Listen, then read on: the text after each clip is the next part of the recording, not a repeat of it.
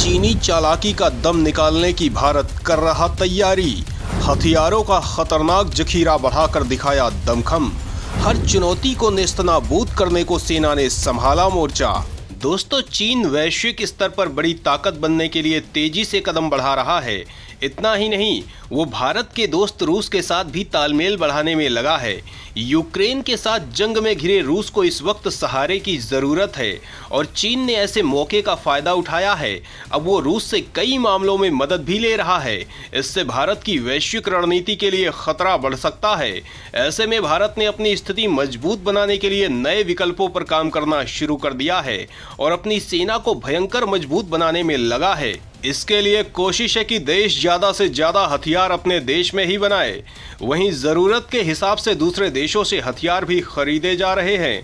लेकिन दूसरे देशों से हथियार खरीदने के मामले में इस बात पर विशेष ध्यान रखा जा रहा है कि हथियारों का निर्माण देश के अंदर ही हो। इसके अलावा इसकी तकनीक भी ट्रांसफ़र की जाए। आए दिन भारत किसी न किसी खतरनाक हथियार का परीक्षण करके दुश्मनों के दिल दहलाता रहता है। दोस्तों, देश अपनी तैयारी को पुख्ता रखना चाहता है क्योंकि चीन अपनी सीमा विस्तार के लिए बहुत बड़ी स्कीम पर काम कर रहा है, जिसके अंतर्गत वो दुनिया के कई देशों पर हमला करके बड़े क्षेत्र पर कब्जा करना चाहता है। लेकिन भारत चीन के इस बुखार को उतारने के लिए अपनी ताकत बढ़ाने में लगा है। अपनी सेना को मजबूत बनाने के लिए हर तरह की जरूरतें पूरी कर रहा है। चीन को चुनौती देने के लिए वैश्विक रणनीति पर भी काम कर रहा है, जिसके अंतर्गत वो अमेरिका जैसे देशों के साथ मिलकर चीन के खिलाफ घेरेबंदी में जुटा हुआ है। वहीं संयुक्त राष्ट्र सुरक्षा परिषद में स्थायी सदस्यता के लिए कदम बढ़ा रहा है, जिससे देश की ताकत में इजाफा हो। देश रक्षा निर्यात में बड़ा खिलाड़ी बनना चाहता है, जिसकी शुरुआत कर चुका है। आज भारत दुनिया के तमाम देशों को हथियार और डिफेंस निर्यात करता है। देश की मिसाइलों की दुनिया भर में जबरदस्त मांग है। रूस और नाटो संगठन भी भारत की मिसाइलें खरीदना चाहते हैं। दोस्तों, भारत की सेना हर तरह की खतरनाक तकनीक से लैस है। देश ने अपनी सबसे घातक मिसाइल अग्नि 5 को MIRV तकनीक से लैस किया है, जिसके बाद अब वो एक साथ कई निशाने को बर्बाद कर सकता है। भारत की सेना दुनिया की सबसे घातक सेनाओं में से एक है। चीन ने अपने मकसद को अंजाम देने के लिए ताइवान की घेराबंदी करना शुरू कर दिया है। इसके बाद से भारत बेहद चौकन्ना है। सवाल उठता है कि आखिर भारत इसे लेकर क्यों सतर्क है, इस विवाद पर देश क्यों रख रहा है नजर। तो दोस्तों, खुफिया सूत्रों के अनुसार चीन ताइवान पर कब्जा करने के बाद अपने मकसद की तरफ आगे बढ़ने वाला है। भारत चीन की एक एक हरकतों को और रक्षा ताकत के प्रोग्रेस पर नजर बनाए हुए है और उसे देखते हुए अपनी सेना को मजबूती दे रहा है। चीन इस बात का दावा करता है कि उसने 5वीं पीढ़ी के फाइटर जेट बना लिए हैं, लेकिन इन मामलों की पोल तब खुल गई जब भारत ने अपनी सुरक्षा के लिए चीन के खिलाफ फ्रांस से आए राफेल की तैनाती की। दोस्तों, राफेल की तैनाती की खबर से चीन इस कदर घबरा गया कि उसने तुरंत ही एक राफेल के बदले 5 J-20 तैनात कर दिए, जबकि चीन इन्हें 5वीं पीढ़ी के फाइटर जेट बताता है।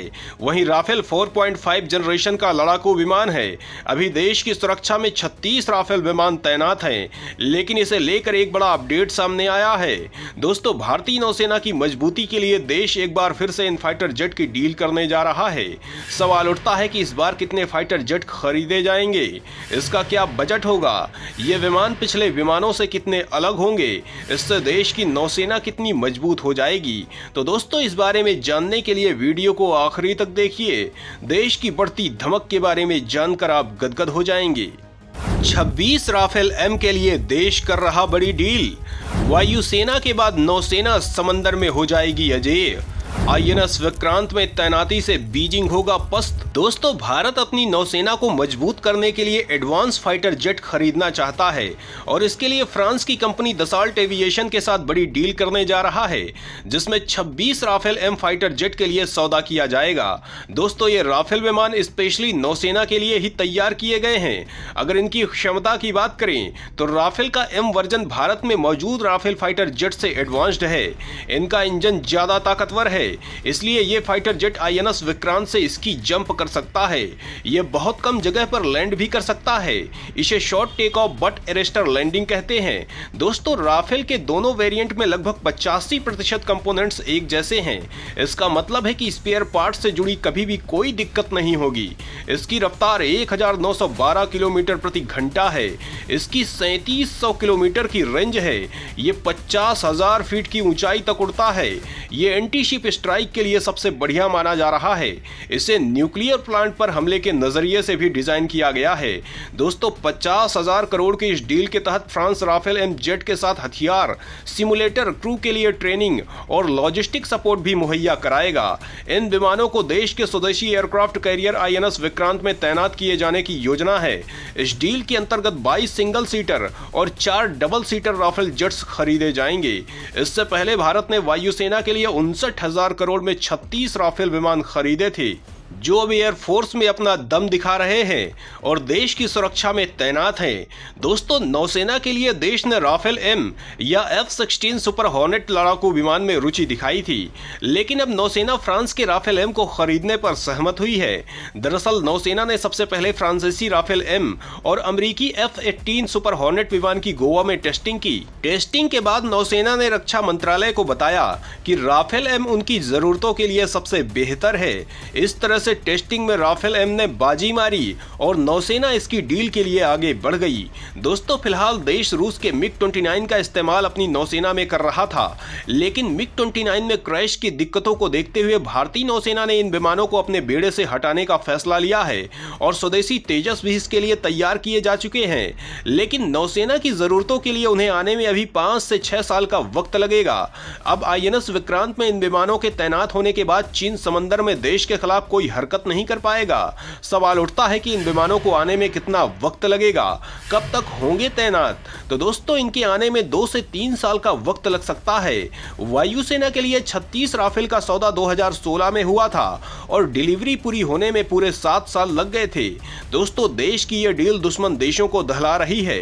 इससे पहले वायुसेना ये बता चुकी है कि राफेल अपनी ताकत में दुनिया में सबसे ज्यादा ताकतवर लड़ाकू विमान है, जिसके दमखम के आगे चीन के J-20 या अमेरिकी F-16 का दम निकल जाता है, जिन्हें पाकिस्तानी एयरफोर्स इस्तेमाल करती है। दोस्तों भारत अपनी जरूरतों को देखते हुए तेजस के अपग्रेडेड वर्जन तेजस MK-1A और तेजस MK-2 को विकसित कर चुका है और जल्द ही इन विमानों की डिलीवरी सेना को हो जाएगी। इसके अलावा देश 5वीं पीढ़ी का फाइटर जेट एमका बनाने में लगा हुआ है, जिस पर तेजी से काम किया जा रहा है। दोस्तों ये विमान AI तकनीक से लैस है। रूस ने भी अपनी 5वीं पीढ़ी का विमान देश को ऑफर किया था, लेकिन भारत ने फिलहाल उसमें रुचि नहीं दिखाई है, क्योंकि देश का मकसद अपने स्वदेशी हथियारों के जखीरे को बढ़ाना है। देश चाहता है कि सेना में अत्याधुनिक और भयंकर तकनीक से लैस हथियार हो, लेकिन वो स्वदेशी होने चाहिए, जिससे देश के रक्षा निर्यात को बढ़ाया जा सके, वहीं अपनी सुरक्षा को अभेद्य बनाया जा सके। तो दोस्तों देश की बढ़ती ताकत के बारे में जानकर आपको कैसा लगा, कमेंट करके जरूर बताएं।